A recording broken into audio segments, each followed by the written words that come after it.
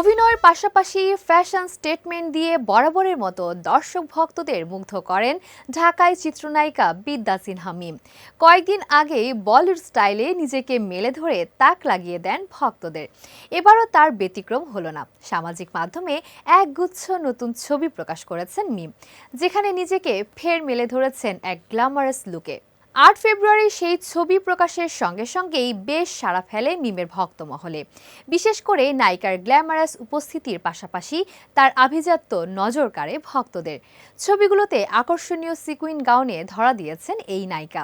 Sleeveless এই long গাউনটিতে ফুটে ওঠে এক আবেদনময়ী রূপ। পোশাকের সঙ্গে মিলিয়ে কানে পড়েছেন পান্নার দুল, আর খোলা চুলে এনেছেন ওয়েভি লুক।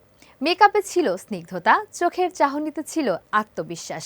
ছবির ক্যাপশনে মিম লিখেছেন, সফট লুক, স্ট্রং এনার্জি। মিমের এই লুক দেখে নেটিজেনরা তার ফ্যাশন সেন্স ও সৌন্দর্যের প্রশংসা করেন। মন্তব্যের ঘর ভরে যায় ভালোবাসা ও প্রশংসায়। বর্তমানে বড় পর্দার কাজ নিয়ে ব্যস্ত সময় পার করছেন মিম। বিশেষ করে আসন্ন ঈদুল ফিতরকে সামনে রেখে তার নতুন সিনেমা মালিক ঘিরে দর্শকদের আগ্রহ তুঙ্গে। অ্যাকশনধর্মী এই সিনেমাটি পরিচালনা করছেন সাইফ চন্দন। মালিকের মাধ্যমে দীর্ঘ বিরতির পর ফের আরিফিন শুভর সঙ্গে জুটি বাঁধছেন এই নায়িকা। পরিচালক সাইফ চন্দন জানিয়েছেন, সিনেমাটির মূল দৃশ্য ধারণের কাজ এরই মধ্যে সফলভাবে শেষ হয়েছে। বর্তমানে সিনেমাটির পোস্ট প্রোডাকশনের কাজ চলছে।